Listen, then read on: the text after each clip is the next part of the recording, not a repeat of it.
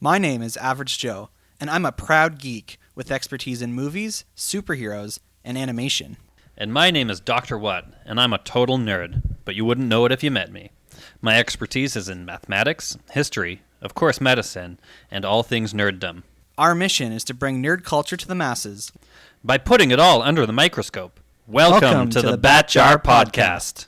Movies, TV, mega comic books, or is that graphic novels, cartoon groups, that's animation, Disney, Star Wars, Dragon Ball Z, Pokemon, and Digimon, and Mighty Morphin, Power Rangers, Teenage Mutant Ninja Turtles, Yu-Gi-Oh, and Nintendo, Cinematic Universes, Marvel, DC, Justice League, is Batman, Leagues with Superman, Flash, Wonder Woman, Avengers, Iron Man, Captain Tropas, Loki, Spider-Man, and Hulk, and Logan, X-Men, Battlers, Allen, Galaxy Guardians, Star Trek, Prick, Picard, and Janeway, Nerds and Geeks from Gather Around, and join them in the Big Bang Shark. Hello there, and welcome to the Bat Jar Podcast, where we put nerd culture under the microscope.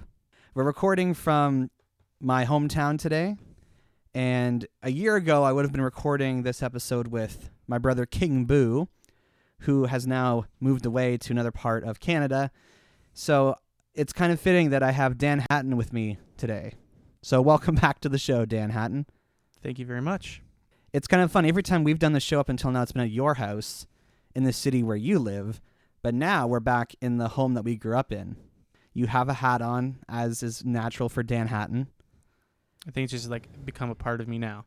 It's like part of my soul will always be attached to like a ball cap. Okay. I'm like Voldemort. Well, I had a chance yesterday to promote your podcast because it turns out someone I work with is into rugby. And I knew about it because I have listened to your show. Because on your show, you talk about the different tournaments that the Canadian rugby team plays in. And you mentioned these countries or these regions that have teams like New Zealand and Tonga. And I heard this guy mention the words New Zealand and Tonga in relation to a World Cup. And I thought, I'm pretty sure he's talking about rugby because those are the countries I hear about when my brother talks about rugby. So listening to your podcast has helped me spot rugby fans out in public. Well, that's the goal, is spread the message and love of rugby. You know, it's a very community-based sport. I know a lot of them are, but yeah, there are like tiny little countries that really don't contribute a whole lot.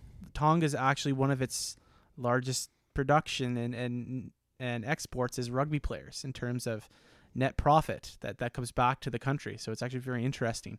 Tonga, Samoa, Uruguay, Fiji, which is popular for its, beautiful weather and water, but all these little countries always seem to have a very competitive rugby team. Never top tier, but they're always a fun style of rugby to watch. So yeah. So if you are at all interested in learning more about rugby, which is a sport, in case you don't know sports very well, how can they find your show? We are on Twitter at LaRouge Rugby. That is a nickname for the national Canadian team. And we are available on most podcast providers, Apple Podcasts, Google Play, Podstitcher. We're on almost on any of them. But we do also have a website that is also on our Twitter account. So if you want to just see for yourself where we're available or just use the website to listen, just go ahead there. Yeah, to give you credit, your Twitter account is far more active than the Bat Jar's Twitter because we never really use it, to be honest. But LaRouge Rugby, if you want to follow them on Twitter, they're always doing stuff. So, well, we're in the busiest time of the year, especially for rugby, because the Rugby World Cup is happening right now, and Canada is one of the participants in the tournament. So, I think it's a little easier for a sport account to keep active because very much of it is based on breaking news or lineups or scores or during a game. This tournament's been pretty hard to follow because it's in Tokyo and the surrounding area in Japan. So I haven't been getting up to watch a lot of the games, but my co-host has, and he's tweeting up a storm. So yeah, no, it's a lot easier for us compared to you. And for Anglophones, Le Rouge is French for the red. So that's why their show is called Le Rouge Rugby, because we're a bilingual country, English and French, and our flag has red on it. So there you go. Well, all that being said, we're not here to talk about rugby today. Which is disappointing because I could just talk about it for hours. Well, that's why we have La Rouge Rugby as a podcast, so that there can be a place where people can talk about rugby. But this is a show, of course, about nerd and geek culture. And a significant thing happened this weekend in nerd and geek culture. The Joker movie was released around the world. I just saw a report on Twitter, actually, that showed that it now has the highest opening weekend for any movie released in October, making $93.5 million. They figure by the time the actuals are released tomorrow, it'll have made more money its opening weekend than Justice League did. Wow. So that's sad. We didn't get a chance to watch the movie before this episode, so I thought it'd be fun to kind of revisit the trend we've been doing in the last couple months of doing a rankings episode. So this new Joker movie introduces a version of the Joker as played by Joaquin Phoenix. The guy's been getting a lot of Oscar buzz already for the movie, and I've been hearing that he's like the standout of the film. So the next episode we do, which will also be our 150th episode, will be about the Joker movie. So if you guys haven't had a chance to see the movie yet, you've got some time, because we're going to spend today's episode kind of talking about the history of the Joker in cinema up until today. So Danhattan, just curious, do you like the Joker? Because we're going to be spending a lot of time talking about him today. The character or? The character. The character. And I don't mean do you actually like him as a person? Do you enjoy the Joker? He's an interesting character in film and in comic book or animated series. It's funny because everyone wants your villain to be sympathetic one way or another. And I think that throughout the years, they've kind of tinkered with his backstory. They've shown him in different situations. And what it always comes back to is the Joker, in whatever present time he's in, is never sympathetic. He's always just a awful person, given chances to redeem himself, and he always just doesn't do it. He always picks the worst possible outcome for, I guess, morality's sake. The sympathy comes from his background and his tragedy and, what happened before he became the Joker, and that's why they made the movie The Joker.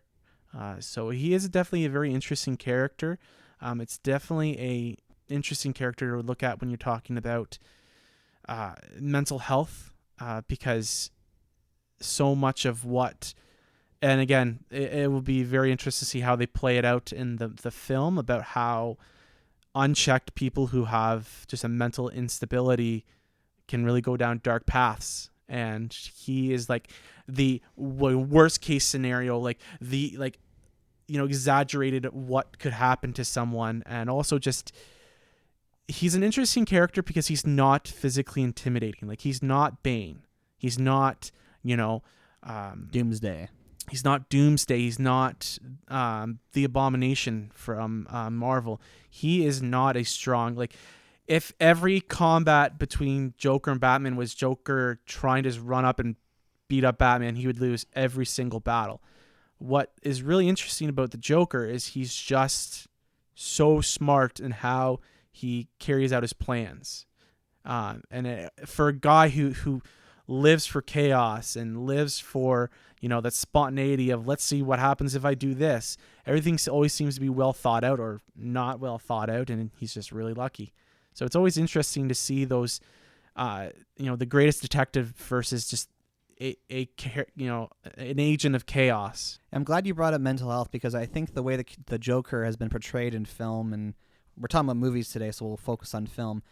I think the way the Joker's been portrayed, it kind of illustrates the evolution of understanding of mental illness and mental health, because when the Joker was created in 1940, he was essentially a serial killer. He was just a murderer who looked like a clown. And then as the books had to start addressing more of a child-friendly audience, they just said, oh, the Joker's crazy.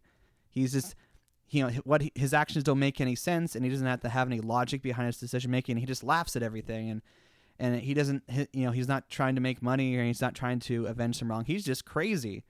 And for a long time, that was the norm in, I would say in fiction at least, that you could just get away with calling someone crazy to describe any behavior that seemed illogical or emotionally unstable. And as the world of psychology has gotten more and more, I would say, rooted in its understanding of mental illnesses, they've started to like try to create pegs of what the Joker's actual condition is. You know, some people have called him a sociopath, which means that he just has no empathy for others, and so his actions are purely motivated by just a love of chaos or a lack of human emotion.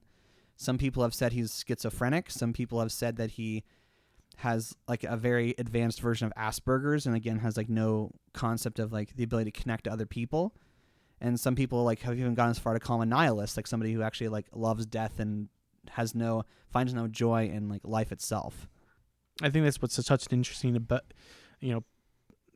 thing about the Joker is you have so many ways to kind of look at his wants and his needs and his motivation. You know, you could really pinpoint so many different ways that he came about to being the Joker and say, well, it's one of these many mental health conditions that it could have been. And I mean, we've also seen that there's been actual like case studies done about the Joker and like scientific journals about the psychology of why he does his things, and even Batman, like what are his motivations as well. We've actually seen case studies being done by actual psychologists in the real world to see what those motivators are. Yeah, and I'd once again recommend the Arkham Sessions. This is a podcast where a psychologist and her husband go through episodes of Batman the Animated Series and discuss mental health as it relates to what's presented in the episode. And, you know, the people who wrote that show are not psychologists. They were just TV writers. So part of their conversation is always identifying how the show is inaccurate. And it's always interesting when they look at the Joker because just the way he's portrayed, he shows symptoms of a lot of different conditions. And that's a lot of due to the fact that the writers just didn't have a good understanding of what mental health was. So, but all that to say, there's lots we can say about the Joker as a character. I actually think he's a character that works better when you don't know his origin story. You know, there was a comic book published in the 1980s called The Killing Joke, which kind of presented a definitive origin story for the Joker. But then there's like one line of dialogue where the Joker says, "Sometimes I remember it one way, sometimes another. If I'm going to have a past, I prefer it to be multiple choice." And so that line of dialogue is meant to make you assume that even the Joker doesn't remember his origin anymore. Well, I think so much of what it is, and again, this is me assuming, me being, you know, the writer of Joker's past, there's a good chance he probably has chosen to forget it because it makes his decisions in the present so much easier. It's like, what would my wife say? What would have my child? What would have my mother and my father have said for me doing all these things? So it's probably, you know, so much easier for him to just go, I don't remember any of that. I've always been the Joker. I've always killed people. I've always gassed babies. You know, like, he doesn't care. And the Joker, even visually, is such an interesting contrast for Batman because typically bats are scary. Bats are kind of like, they're not associated with the good guy. And Batman dresses up in the image of a villain, essentially, to scare criminals. And he's dressed in all black, so he's supposed to be the good guy in this story. Whereas the Joker dresses up as a clown. And clowns are generally supposed to be something innocent and friendly and something that is related to, like, you know, children's birthday parties. So here we have the hero dressed in the garb of evil, and you have the villain who's dressed in white in the garb of the good. So even visually, they're very interesting to put up against each other. And it's not surprising that since the Joker is Batman's number one archenemy, that he has appeared in film multiple times over the years. As we discussed in our Batman ranking episode, you know, there's been 10 interpretations of Batman on film. The Joker, not as many. There's been 6 to date. So we're going to go through the rules again for how we do these rankings. Number 1, we're only talking about films that got a wide theatrical release. That's excluding films like Batman the Killing Joke that got like a one-night showing in theaters. It's excluding any direct-to-video movies because there are so many of those that we'd be here all day if we were including all of those Jokers. And this means we're also excluding any television versions of the Joker. So we're not talking about Gotham today or the Birds of Prey show or any of the animated Batman stuff. We're only focusing on films, both live action and animated, that got a wide theatrical release. Does that make sense to you, Danhattan? It does. It does.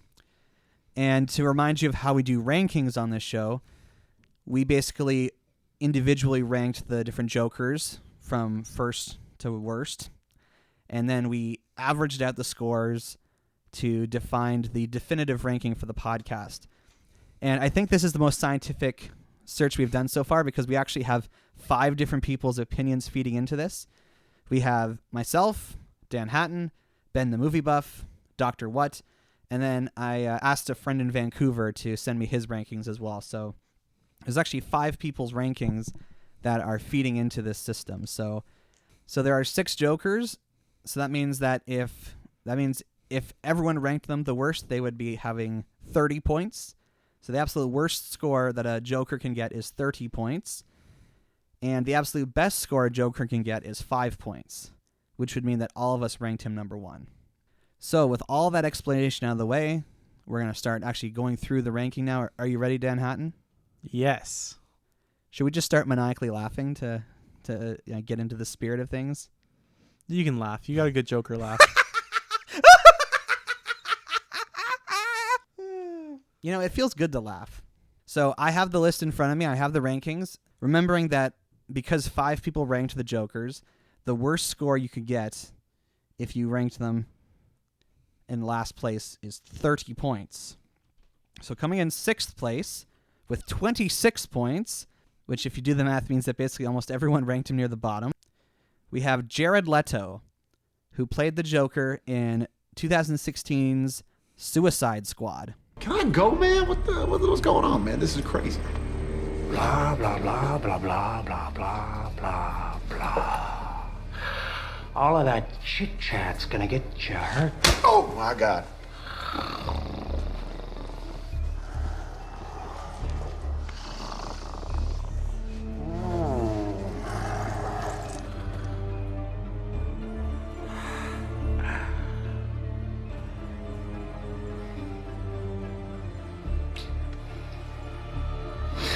I could tell you meant that. Yeah. You're gonna be my friend. Does that sound right to you, Dan? That Jared Leto's at the very bottom? See, I know. I think that someone else deserves to be at the bottom. I had Cesar Romero at the bottom. And there's a certain reason why. And I think that it also comes into play of who is my number 1 as well.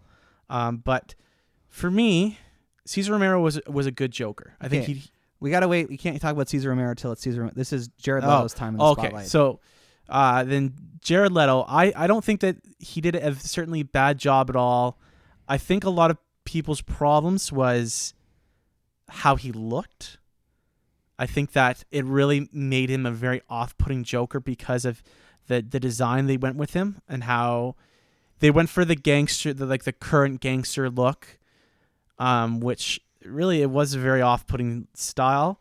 But I think if we're talking about the character and how Jared Leto did as a Joker, what's the difference between him and Jack Nicholson?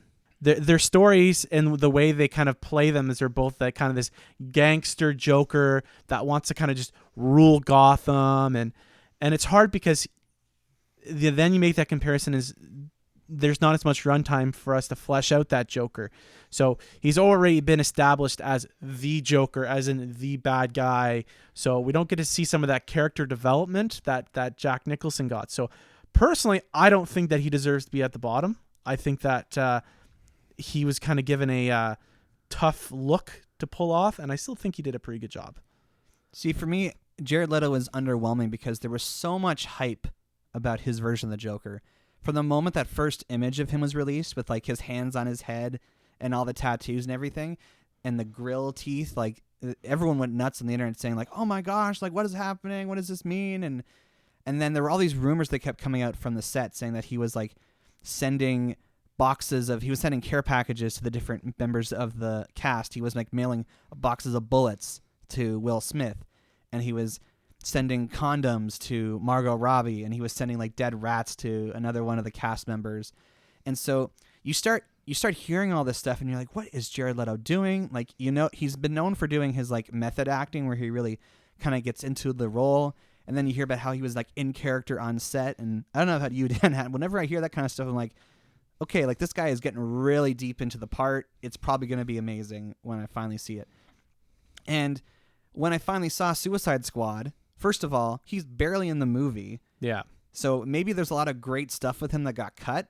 But for what was there, I was like, really? Like, this is what I get for hearing, for all the, like, think of how annoying it must have been for the cast member to get all these weird packages, or for the people on set to be like, oh, he's in character. I feel like he could have easily accomplished that performance without any of that stuff. Yeah, and that's true. And I mean, we'll never know, right? There were a lot of talks of cut scenes from Suicide Squad that never made the light of day, and you wonder if that is part of it. But to me, it sounds like he was committed. I mean, there was another person on this list that did very, very odd things and when becoming the Joker. So, I mean, it's hard because he's not really given a chance to shine. You're right. Like, you don't see a lot of, like, he breaks into that medical lab and he breaks Harley Quinn out of the jail at the end, and then he does like an interrogation scene with Ike Barinholtz. Like, there's not a lot. And then the chase scene in the really cool Lamborghini with Batman. Like, there's just not a lot, which is really unfortunate, because I think that given more time or given another chance in this new Birds of Prey Harley Quinn movie, you know, like there's something there, and he's just not given it enough. So I don't rate him at the bottom just because I don't think that Joker was given a shot. Yeah, for me, the performance was just generally underwhelming. If I look at the numbers here, he wasn't ranked the absolute lowest by most people, but he was pretty close near the bottom. I think also too, like, in that world they were trying to build with the shared continuity, like, you understand that there's a dead Robin in this world because of the Joker, and so, like, by the time we got to see him in Suicide Squad, I certainly was, like, expecting to, like, at least see a scene with him and Batman together, but we don't even forgot that. And then I think the other part too is, now that I'm thinking about it, especially with the dead Robin thing, I imagined a lot more grittier of a Joker, and I think that's why I also had him lower on the list, is because, like, this Joker already killed a Robin. Like, this Joker already has history with Batman. Like, I was imagining a rougher, gruffer, you know, Joker, and not this flashy, like, shiny Lamborghini grill and his teeth tattooed. So, like, you're right. Now that I think about it, when you think about the shared continuity with the Justice League or Dawn of Justice, Ben Affleck Batman, like, it's definitely an interesting choice that they went with. His acting, I think, was fine. I think that again, I'm going back to the style and the way they wanted him to carry himself, and his flashiness was definitely interesting. This is also the only version of the Joker on film that demonstrates his relationship with Harley Quinn, which is arguably one of the most interesting parts about the Joker's character. And I'm not a fan with how they did it, because if you read the original comic or how it's done in other versions, the Joker more or less kind of manipulates and seduces her, whereas the movie suggests there's, like, shock therapy and, like, more like it's a more violent relationship, which I think takes away some of kind of like I want to say the charm of the Joker, the fact that he was able to manipulate this medical professional. That's the thing. She's medical professional, totally sane. He plays her like a harp. Like, he manipulates her into believing that he's a good guy. This man who has probably murdered hundreds of people, thousands probably. But the Jared Leto Joker's more violent and, like, yeah. It'll be interesting to see how they play off of that in the new Harley Quinn movie. I don't know, it's a Birds of Prey movie, technically, supposedly. Technically. Anyway, so Jared Leto, sorry to say, you are in last place with 26 points. Not far behind him, though, in fifth place with 25 points, so very close, is Cesar Romero from 1966's Batman the Movie. But who are we going to kidnap? I know the perfect victim. I know the perfect victim. Bruce Wayne. The millionaire head of that disgusting, do-gooding Wayne Foundation. Delicious. Just the sort of square citizen Batman will dash to rescue. Then snap into the combination trap. Perfect, Riddler. Perfect. Now, I know what you were going to say earlier, so now's your chance. Okay. Jump on Cesar Romero. So, again, why I had him last instead of Jared Leto is because if we looked at his performance as a Joker in the actual TV series, it would be a different ballgame. He's able to act like the Joker. He's able to do Joker things. He's able to really kind of play off the goofiness of the Joker. But in the movie, and this is my biggest problem with the Joker, is there is very, very little difference between the Joker and the Riddler. They're both silly. Like, the only difference is the Riddler sometimes makes some riddles and gives them the Batman, and the Joker has his electroshock handshake buzzer thing. Like, they do not share that much difference. They're always laughing. They're arguing. There isn't any like big difference between the two, and the whole buddiness never really made sense for me with the Joker. And again, that was what the Joker was written like up until that point. So it's hard to look at like the current Joker or the 90s Joker and try to put into that perspective. But I just never thought that there was that much of a difference when I was a kid. And now when I watch the film, like, what's different about you and the Riddler? And then it still bothers me to this day that he never shaved his mustache. They would just paint over it with white paint. And you didn't notice that as a kid. You notice as an adult. Yeah, so Cesar Romero as an actor was famous for being the Latin lover, and I guess the mustache is what got him famous, so he refused to shave it for playing the Joker, so they just basically applied the white makeup over his mustache. I think it actually like adds to the performance. It makes him look crazy. It's like, here's this guy who's so messed up, he doesn't even shave, he just paints over his mustache. I thought it made him look weirder. But I would agree with you. I think it's actually a problem with the Cesar Romero Joker as a whole, movie or TV, is that Frank Gorshin as the Riddler essentially had the personality of the Joker. Yeah. Like the Joker, like the more definitive versions of the Joker, Frank Gorshin used that personality on the Riddler. So then what Cesar Romero was left to do, since he was playing the Joker on the show, is that since the Joker's personality was already taken, you couldn't turn the Joker into the more like calculated and like methodical Riddler. He just basically laughed a lot.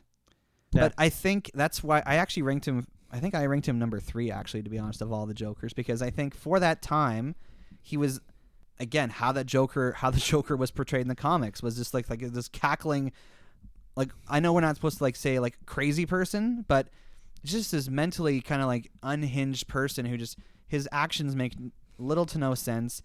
And if you look at him in the movie, he's not even the most unhinged of the villains. He literally calls the Riddler mad at one point. He's like, "You're mad, Riddler." It's like, you, the Joker, who is like known for being like the most crazy guy out there, is calling somebody else crazy. So I think that goes against this Joker then. Absolutely it does. Which is why he's near the bottom. Yeah. But he just, I don't know, there's a zaniness to this Joker that I like. It's like, yeah. Well, I think that again, that's the the golden era Joker, right?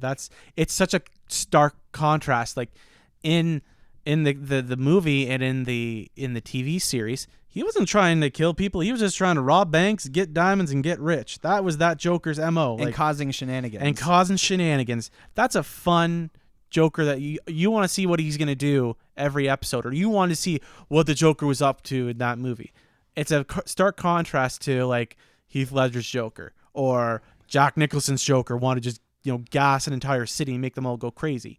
Like it's just it's very, very different. Yeah, and so there's like a unrefined kind of like, I would say like raw part of the Joker's personality that's just portrayed here. There's this like completely like, I don't care what anyone says but what I'm doing mentality. I don't know how else to describe it. He's zany and he does whatever he wants, and I think like every version of the Joker should include that aspect of his personality. Yeah. This is just like the purest form of that component. That's all there is to it. And he's just a weirdo with a mustache and white makeup. Still makes me mad. So there you go. Cesar Romero, you had a good cackle. You had a good time. But that's the other thing, too, with that movie is that, like, there's 4 villains in the movie, so, like, he doesn't stand out. No. He's just one part of the crowd. I remember the Penguin, and I remember Catwoman, I remember the Riddler. I remember everybody except for the Joker. Ooh. Well, again, he's pretty much tied for last place with Leto here, so we're going to move on to 4th place with 23 points. So, again, not doing that well in the ranking here, but still beat out those 2. Zach Galifianakis as the Joker in 2017's which makes him the most recent Joker, the Lego Batman movie. I surrender. I'm sorry, my bad ears must be malfunctioning because it sounds... I surrender! Okay, you know what? Cool it. You're a criminal. You run and I catch you. Not anymore, Batman. You were right. There is no us. So, there's no point in me trying to fight you anymore. Therefore, I will be surrendering myself to our strong-willed and forward-thinking new commissioner. Blink, blink, blink. Blinkety, blink, blink, blink. That's really suspicious. Yeah, it is. I really enjoyed him. I think it was... I think when you get a chance to play a character like the Joker that has so much history and have him play in such a unique way, you want an actor like Zach Galifianakis that is just kind of, he's just a chaotic actor. Like that's just his MO. That's how he got famous with the Hangover movies. That's how he got famous in all his, Between the Two Fern, YouTube series. Like he's just a funny, chaotic guy, and I think that it was a perfect match for our cartoon Joker, let alone it being Lego. And I think the relationship that they had with Will Arnett's Batman and him was just perfect, where that Joker saw their rivalry as a relationship. And then to see him work that hard to try and prove to Batman that he is his archenemy. This is it. I am your darkness to your light, So I really enjoyed it. Again, there will always be a place in everyone's heart for dark Jokers. But I think when you have an opportunity, you need to show different sides of characters. I think that's why people struggled with maybe the Justice League Batman is he's just trying to be a Christian Bale knockoff with a little bit more swagger. I don't know.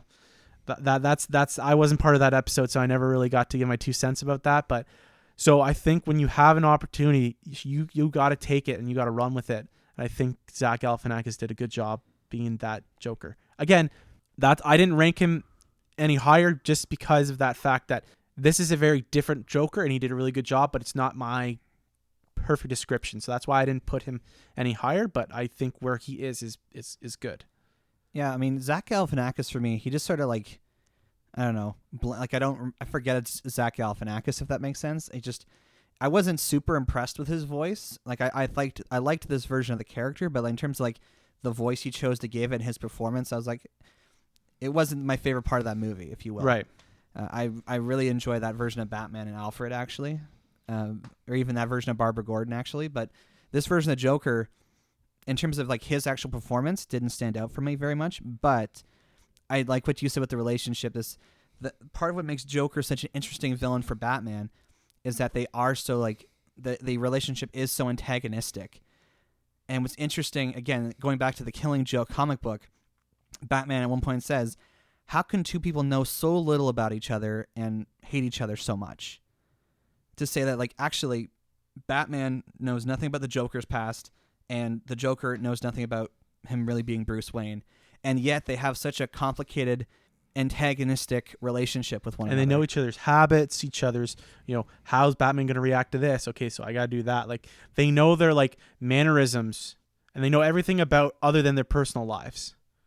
Yeah, so I really enjoyed, and, there's some other great versions of the Joker where he has, like, no interest in killing Batman because he wants the kind of chase in the relationship. He wants to the continue. fun to keep going. Yeah. Yeah. Like he doesn't want he just wants to outsmart Batman or to get away with whatever he's trying to do. So the way that Zach Galifianakis, like, he kind of sees the relationship the way the audience sees the relationship is like, no, like this is one of the great like hero villain conflicts in cinema history, and it becomes humorous how the Lego Batman basically is like putting on like, yeah, you're not my greatest arch enemy, you're crazy. And then like the Joker in this movie's motivated to try and prove that point. Very interesting, but again, just it's not as terrible as the ones we've already talked about, but it's not as good as the ones we're going to bring up. Yeah, for sure. In third place with 16 points, so quite a drop down there, Jack Nicholson from 1989's Batman. Mr. Dent, what do you think of the theory that the mysterious Batman is a mob enforcer killing these people? I don't have any comment, no.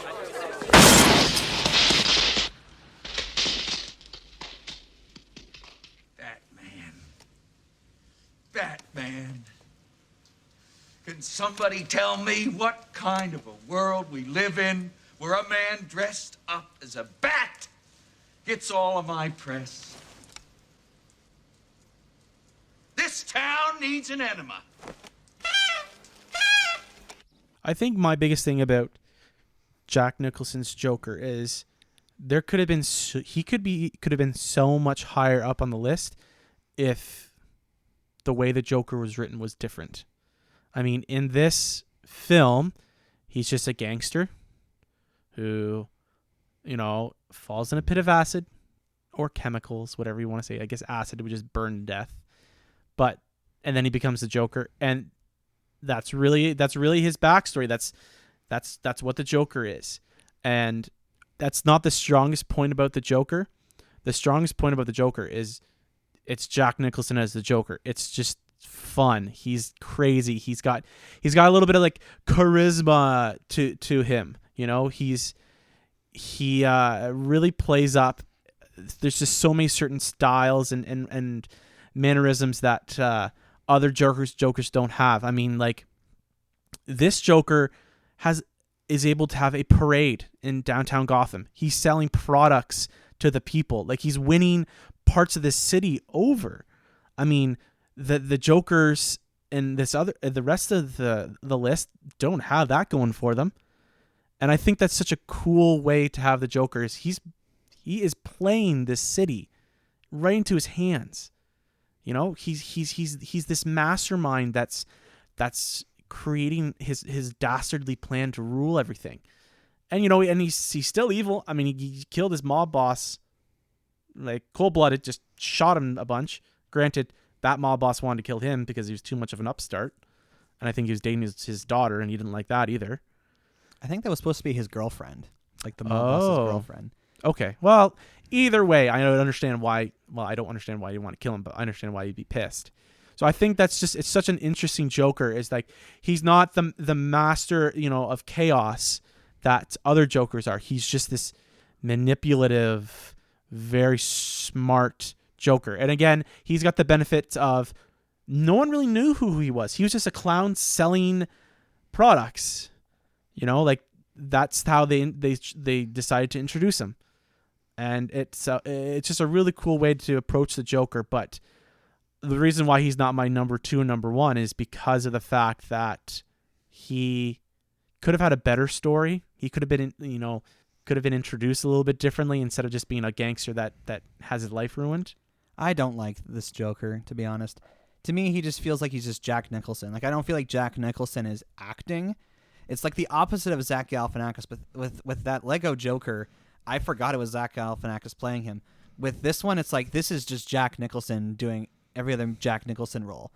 And granted, I know the movie became as big a hit as it was because they cast Jack Nicholson as the Joker, because he was one of the biggest stars of the time.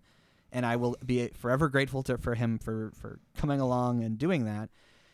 But to me, it's like, he just seems like a weirdo. He doesn't, like, he does random stuff. He, like, draws on artwork, and he like says he wants his face on the dollar bill, and he listens to Prince music while he's gallivanting around an art museum, and he shoots his buddy Bob the Goon for no reason.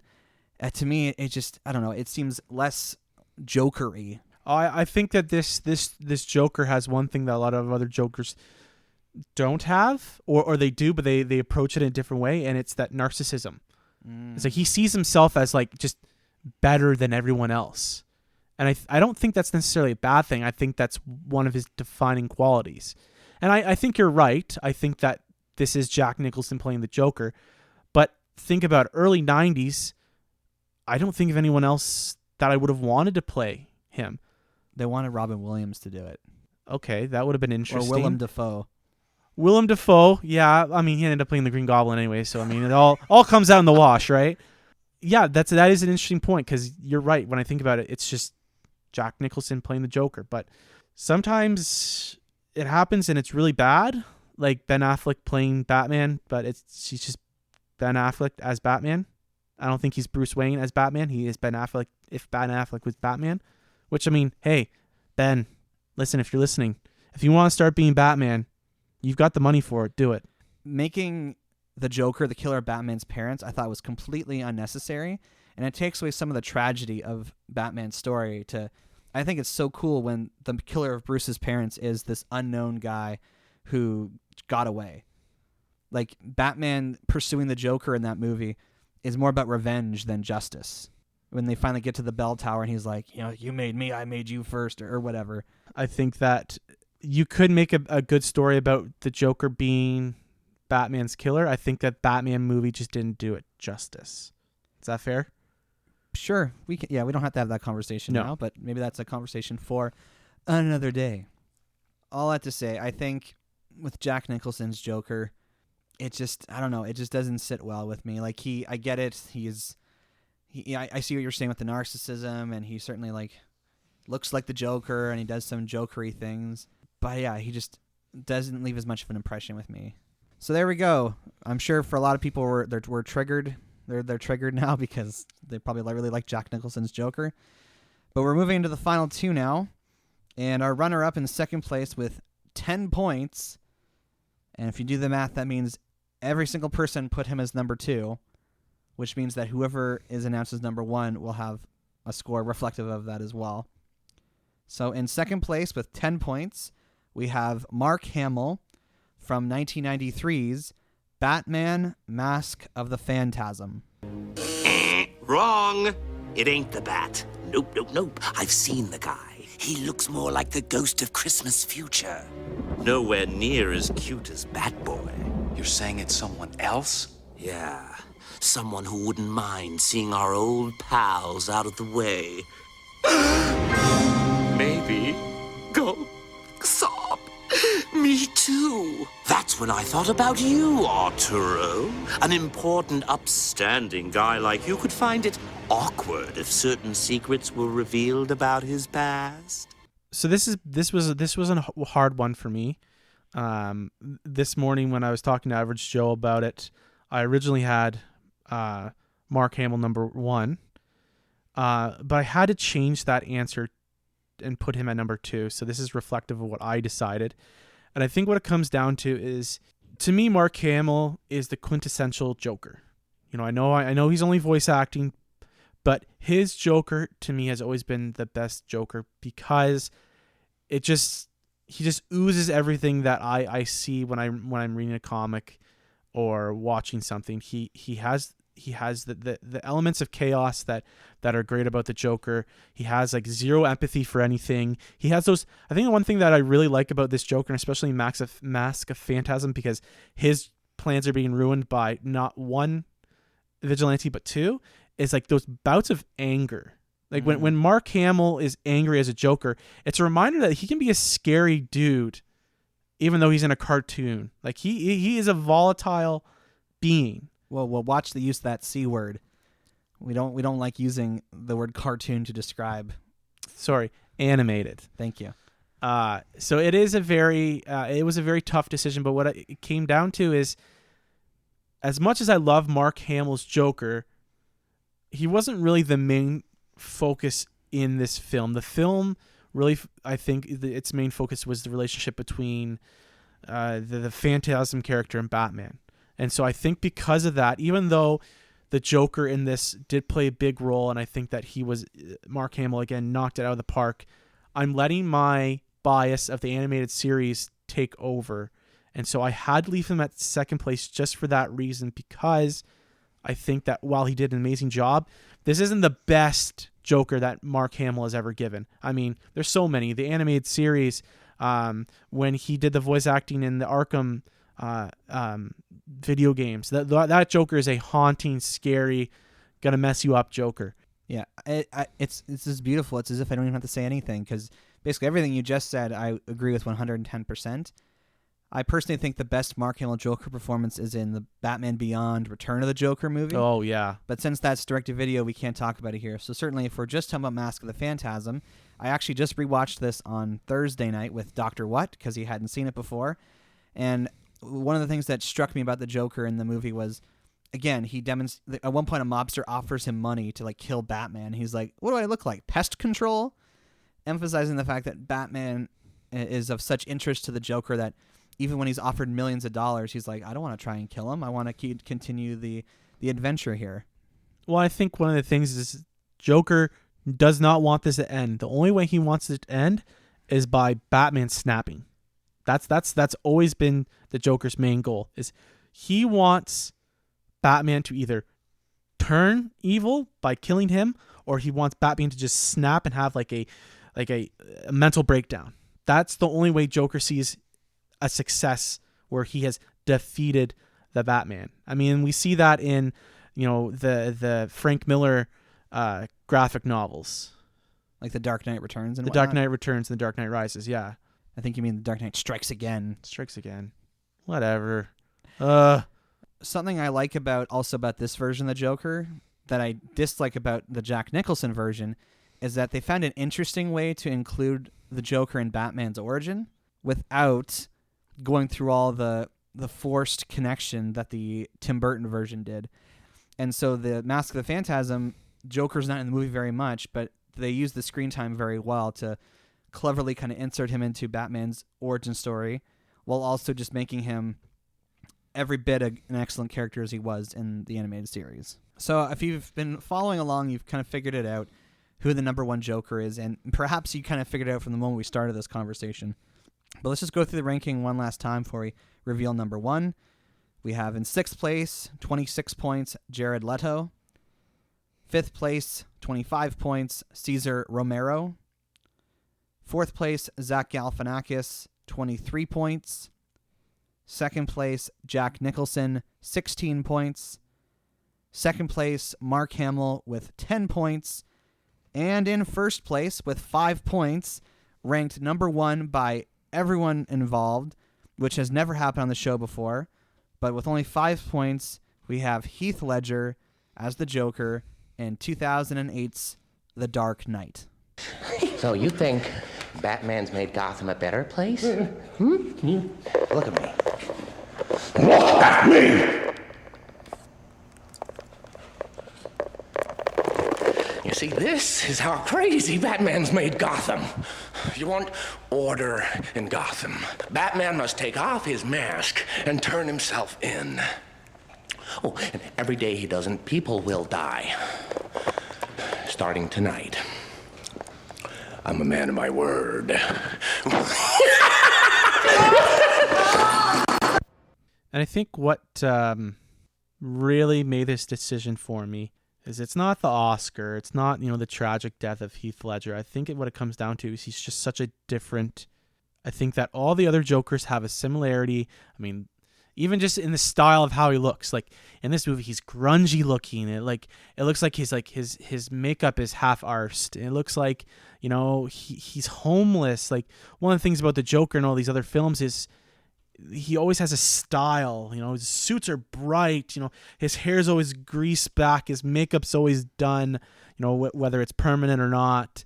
Like he has a flair. That Joker does have a swagger. This Joker is just a madman. Like, he doesn't have any backstory. He tells two different people how he got his scars. He doesn't give any explanations for anything except for, I just want to see this place go crazy. He is an agent of chaos. And I think one of the reasons why people will always remember this performance is, I hope they don't ever do it. I don't want it to ever be replicated again, because it's just such a unique take on a classic character. And I think that everyone will now try to, and has tried to, make that type of statement with their characters if they've been done before. If they ever do another movie with the Green Goblin, they're gonna have to really change it, because it's got to be different than what Willem Dafoe gave. If they ever do another Zod and a new Superman movie, he's got to be different than what was acted before in Man of Steel and the Superman 2, correct? This Joker has a different gravitas than Jack Nicholson. Jack Nicholson is different in different ways than Heath Ledger's Joker. And I think at the end of the day, what made him number one is just he stole the movie, and he was so different that I don't think he could ever be replicated again. One of our earliest episodes of the podcast was actually talking about the Dark Knight trilogy, And in that trilogy conversation, I openly said I thought this Joker was overrated because, in my opinion, and I still feel that way, he is a bit. I think there was like a cloud of esteem that kind of like came around the movie and around his performance once it was revealed that he had died, and that seemingly his suicide was the result of the copious amounts of sleeping medication he was taking after working on this movie. He famously spent 6 weeks in a hotel room by himself in isolation, chronicling the Joker's thoughts and feelings to prepare himself for the role. So unlike Jared Leto, where there was a whole bunch of buzz about the movie beforehand, with Heath Ledger, it actually paid off. Like it actually was. Even if he hadn't died, I think he probably would have still won that Oscar. Yeah. Oh yeah. Yeah. Everything you said is true. At the same time, I find his kind of like some of his little rants about philosophy. It kind of just reminds me of people I met in university. It's like, oh, I'm so smart because I've spent time thinking about the nature of human life, and let me quote to you this thing I heard in a lecture. It's like he comes off as being like supremely profound, and it's like he's like I've figured out how the world works, and it just seems very pretentious. Well, I think I kind of agree with you. I do feel like that's he's trying to preach something. He's trying to change people, and I think what's the best part of the Joker is at the end of the movie when he's proven wrong. And I think that's what makes the story so strong, is like he has absolute faith in what he is trying to do. Like he totally believes that what he's doing is just the right way to do things. Mm-hmm.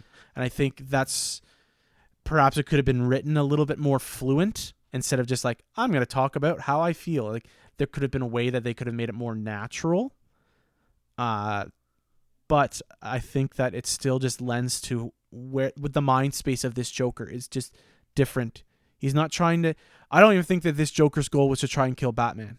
Like I think that Batman was just a minor inconvenience to this Joker. He openly says it. He's like, he says that Batman's too much fun. And I would almost disagree with your point. You said this is a totally original Joker. To me, he's actually like a best of. Like he brings a lot of elements of the different Jokers together. He has this total unhinged kind of like craziness of the Cesar Romero Joker. Just like you have no idea what he's going to do, and then you have a bit of the narcissism you'd find in Jack Nicholson. Not as much, of course, in a different way, I would say. Yeah. He's certainly not. He's not trying to like promote himself per se, but his message. He has the just unhingedness of the Mark Hamill Joker, and the violent kind of mean streak. Yeah, and the relationship. I think the relationship between this Joker and this Batman is evocative of the one from like the animated movie. Right. So I think this Joker actually was a great kind of like combo of all the like they kind of took the best parts of all the Jokers that have come before, because he is scary, and he's like he's what makes him scary is he's so unpredictable. And this one, above a lot of the other Jokers, it shows how smart he is. Like he's done all this complicated planning, and he knows how to like sew bombs into people's stomachs, and he's like mapped out these different routes, and he has that like whole philosophy test with the bombs on the boats. And the moment for me that kind of really sold me on his performance is that scene in the movie where they're playing his interrogation of that fake Batman on TV. Yeah. And he like yells at him, "Look at me." And like I remember like in that moment being in the theater like scared. And just the way he talks in that scene, it was haunting. Yeah. And I think we forget that the Joker can be played to be absolutely terrifying. I mean, in the comic books, they have a version of the Joker where he's wearing another man's skin on his face. Yeah. Like the character doesn't have to be Cesar Romero or Jack Nicholson campy. Like in a way, Jack Nicholson's Joker is campy. Like you said, he's dancing to Prince in a museum. Don't you do that all the time? Oh, all the time, yeah. Especially Prince, like he's my man. But like the character can be a very terrifying being. I mean, he kills a Robin, like and he enjoys it.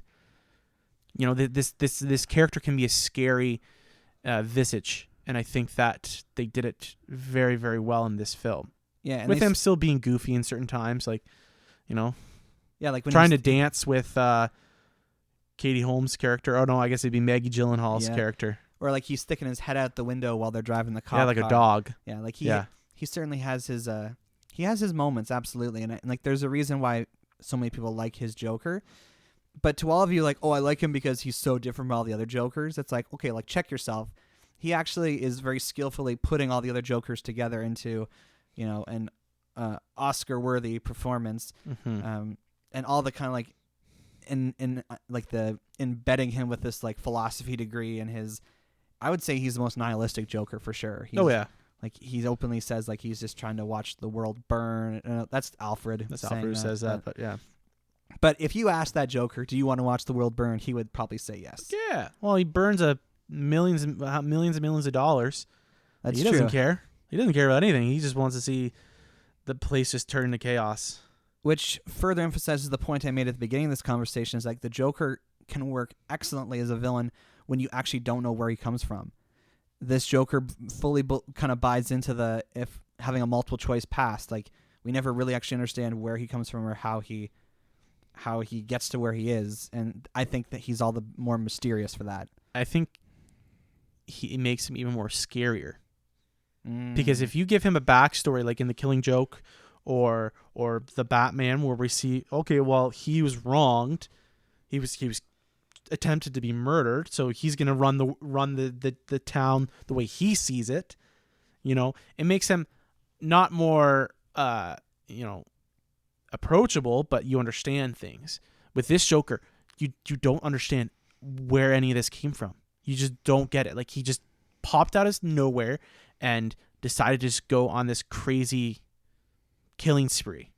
And it's not, I'm going to rob banks, except he does. That's not his main goal throughout the movie, to get rich or die trying. He's trying to make Gotham turn into like a chaos town. Now, do you think that if Heath Ledger had not died, they would have included him in The Dark Knight Rises? I think that he would have been included somehow. I mean, like everything that happens in that movie would have been like Joker's. Like he would have loved it. Well, that's my thing is that like the Joker was essentially proven right in that movie. It's like you take away like kind of the order of society and people go nuts. I would have loved to see how they could have sewn him into that. I mean, maybe Talia and Bane release him, hoping that he can aid them, and then he double crosses them. Like there's so many times in Batman stories where people try to work with the Joker and he ends up stabbing them in the back. So that would have been a perfect way to make that happen. It happened in the recent Teenage Mutant Ninja Turtles versus Batman movie. Yeah, I don't think I've seen that one. Oh, it's lots of fun. But all that to say, Heath Ledger's Joker, if he had been in The Dark Knight Rises, I think they made the right choice by not like recasting, obviously, and not having the Joker involved. But it sort of allows his performance in The Dark Knight to be kind of like solidified as like this standard of excellence for the Joker. And I think that's going to be our opportunity to kind of wrap it up here. So hopefully we still have our sanity after talking about all this kind of like lunacy with the Joker and whatnot. It'll be super interesting to see how Joaquin Phoenix brings his take to the table, because as far as I know, his version is not based on anything from the comics, which I know will be a hard thing for me to just accept. But nonetheless, it'll be interesting to see where he ends up falling into this ranking sometime down the road. And I know a lot of people have problems with making such an insane, evil character sympathetic. But I mean, it happens in some films. I mean, Hannibal Lecter has backstories about some of the reasons why he became who he is. I mean, there's a whole film or show about Hannibal. And you can't tell me that doesn't work out with some of his backstory and how he became who he is. And the Joker is a case study that will always be debated and talked about. And I know that people are worried about certain things, but I think that we just need to give the film a chance. Let's see how it plays out. I think that from what I've seen, it'll at least be interesting. And your worry about not being true to the writings and the comics and stuff. Unfortunately, we're now getting to a point where there's been so many stories where people are now going to branch out and start making their own stories on film and TV. And yeah, it'll be interesting. I know that's for sure, especially with an origin story. I mean, the Spider-Man, the new Spider-Man movies really have kind of made their own stories. They haven't really taken a whole lot from the comics. So it is interesting what they can do. Anyway, so it's time to go into the bat jar and look at our mail. First of all, I know this is technically a bad thing, but it's a point of pride for me. We got our first copyright claim on our YouTube channel. Ooh. Apparently, our episode 90 about Teen Titans Go to the Movies has been blocked in Japan by Sony Music Entertainment. Apparently, the Teen Titans theme song that we use in that thing is, so if you're in Japan and you're trying to watch episode 90, it's actually been taken down in Japan. So I feel like I'm a real, like this, as a podcast, we're real YouTubers now because we've had people do a copyright claim against us. Ah, boy, good job. Thank you. I don't want these things to come in. You wear it like a badge now. It's like on a little vest now. We're real YouTubers here. Yeah. But here we go. Here's this week's email from Daniel Justin. The subject is H. Potter. Hello, Batjar. Just listened to your episode on the wonderful world of Harry Potter and had a few comments to make on your take, particularly that of Average Joe, who seems to be the one with the axe to grind. As a quick starter, your passing remark about the money used by wizards. You were unsure why they have their own special currency rather than the normal one. This one is easy. There are wizards. There's no possible way they could use normal money, for it would be far too easy to counterfeit and use magically alter. That's a good point. They need to use some kind of special money that is more robust so to avoid magical tampering. Good point. But getting to your main gripes, that of the secluded nature of the wizarding world and to the lack of education of said wizards. I must admit that I have too wondered a lot about this. It was while listening to the podcast that the solution came to me. Bear with me as I lay out my theory. It's hinted throughout the books that wizards went underground in the Middle Ages when being magical meant burning at the stake and such. Fair enough, but why stay there now? Well, we get the impression the wizards are generally a bit racist and self-absorbed and generally stuck in their ways. This dovetails nicely into the terrible education they receive outside of magic. Consider a society that has been in centuries run by people who, while magically powerful, have at best a grade 4 education. They are, as a society, incredibly uneducated and mature, so of course they would make poor and or strange decisions that to our adult minds they don't make any sense. It has been said in the late medieval period, and they have yet to advance to a more enlightened frame of mind. This is a good point because I'm actually currently reading the Harry Potter books. So just to clarify, you're going off script of the email. Yes, I am. Sorry. For a moment. This is Danhattan. Like, there's certain parts where like I'm in Chamber of Secrets right now, and how the Weasleys deal with their flying car, and how like Mr. Weasley just wanted the car because it's such a fascinating piece of equipment that the Muggles use, but everyone else in the family, other than the boys, think it's absolutely pointless and stupid. Like, why would you have a car? We've got brooms, and we've got magical dust that you throw into the ground when you're in a fire pit, and it transports you anywhere.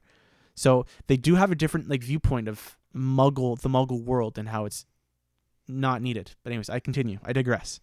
Dumbledore is usually shown as the most enlightened wizard, and one sees this by, among other ways, his desire to treat the unmagical world with the same respect as a wizarding one. He probably would have no issue with wizards revealing themselves to the world, assuming they did it well. Anyways, that's my theory of things. Thanks for giving me an episode that got me thinking and solved in my own mind a problem that I've always had. Cheers, DJ. So we actually got into a little bit of a debate this morning about the Harry Potter episode because which Danhattan has not actually listened to yet, just everyone knows. For clarification, but it got our brother King Boo very upset because him and his partner both really enjoy Harry Potter, and I know Queen Boo, we'll call her, is a big fan of the books, as am I. And I think I didn't know. I know that King Boo's girlfriend has read the books. I never knew that King Boo had actually read them himself. I feel like he probably has read them recently. Okay. I was the big reader of the family, so of course I read all the Harry Potter books. Average Joe has seen all the movies and read the first 3 books, correct? No, I read the first book, the 3rd book, and the 6th book. Okay, so that's even stranger. And I think that you make a lot of good points, Daniel. Like the point of that the money thing, it's it'd be so easy for them to just be like, boom, boom, boom, boom. I've got $1 million right now. So their money has to be charmed to not be able to do that, which just makes sense because then everybody would be rich. The Weasleys would have oodles of money, and they'd probably have like 16 kids instead of the amount that they have now. Now Average Joe's main gripe about the nature of the Wizarding World being secluded is, I think, out of fear, and he makes a good point about how, and the thing is, we need to look like if we're really gonna make gripes about the education of Hogwarts, is we need to go to like Pottermore and see what J.K. Rowling's written about the education, because if I'm writing a book about wizards, I'm not going to talk about how they have algebra and English, and I'm going to talk about their wizarding classes. I'm not going to write about that. That doesn't make any sense to me if I want to read a book. I'm not going to want to learn about why Harry's struggling in biology. That's not entertaining. Yeah, and despite all my griping, I thought I made this clear, but just to be clear, like, I understand she's writing books. She's not writing like, it's not like Dungeons and Dragons or something where there has to be all this extra material. You know, like J.R.R. Tolkien wrote the Silmarillion as like essentially supplementary material to explain more of the world of the Lord of the Rings series, as what I understand to be true. Yes. I have not read it. It's a lot. It's not like a story. It's just him giving you information, and it's like, oh, this is so dry, I can't do it.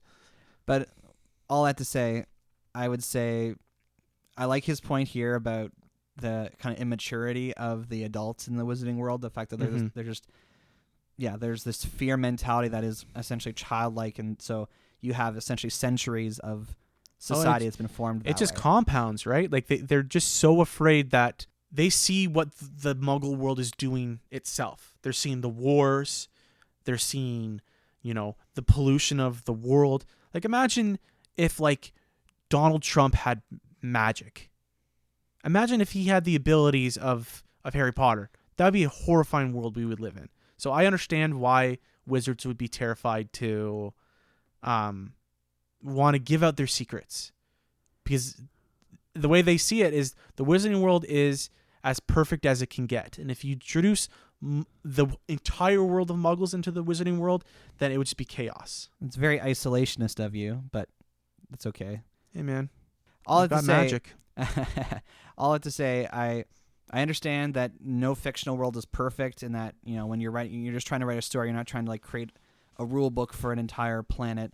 But I do like this kind of idea of just kind of explaining away some of the question marks of the Wizarding World just by the fact that those in charge are a little immature. Yeah, I think again, if we want more information, we need to go onto the Pottermore website, because that's literally why she made that website, is so fan theories that she can basically approve can be written about the Wizarding World, because you can't put it all in the books. So I think that is actually a very interesting point, and if anyone wants to do research and let the Batjar podcast know, hit us up. And speaking of that, thank you, Daniel Justin, for emailing us. But if you want to get a hold of us like Daniel, we can tell you how. If you want to contact the show with a question or an idea for an episode, you can send us an email to batjawpodcast@gmail.com. Or you can tweet us at The Bad Cookie Jar. We are available on Apple Podcasts, Google Play Music, Stitcher Radio, Spotify, SoundCloud, or wherever you get your podcasts. Share our posts on Facebook and make sure to like our page, because we want everyone to join us inside the Bat Jar. We also have a YouTube. Anyway, no, I'm going to stop. I am not the Joker. We also have a YouTube channel, as I just mentioned. We got a copyright strike on there. And I do want to say one thing about Average Joe and the Joker. There was some point where Average Joe used to just have a normal laugh, but then he tried to pretend to be the Joker so much that his normal laugh became a Joker laugh. That laugh. He would just continuously do it just to bug us, and then it just came to a point where, like, now there's no way he can't laugh super loud. So you're saying I am the Joker? I hope not, because I don't think I can be around you if you're the actual Joker. Anyway, yeah, we have this YouTube channel, so if you like watching video versions of audio podcasts, then we've got you set up there. If you're paying for that YouTube music, you can probably watch for that way. we're not going to pull anything out of the bat jar for next time because, as I mentioned, our next episode is going to be on the Joker movie. It's going to be our 150th episode, so it's going to be a big, important, special anniversary. And speaking of anniversaries, it is also going to mark the occasion of our 3rd anniversary as a podcast. It's hard to believe, but it was October 19th, 2016 that Asian John and I put out the first episode of the Bachelor podcast. So we're actually going to take a little bit of a break here. We're going to take 2 weeks off. We don't take all that many hiatuses on here, but just the way scheduling is working right now, it's got to be the case. So you guys get a bit of a breather, and we'll come back in 2 weeks for episode 150, talking about the Joker movie. So thank you, Danhattan, for joining us. Oh, yeah, thank you. No, I had a blast, and I always appreciate coming on. Of course, you can follow him on Le Rouge Rugby if you want to hear him talk about things that are not the Joker or Harry Potter. But you can hear us again in 2 weeks, so come back to the Bachelor podcast in 2 weeks for episode 150 when we talk about the Joker movie. And until that time, I'm Average Joe. And I'm Danhattan. Catch you on the flip side. I like it, the rugby.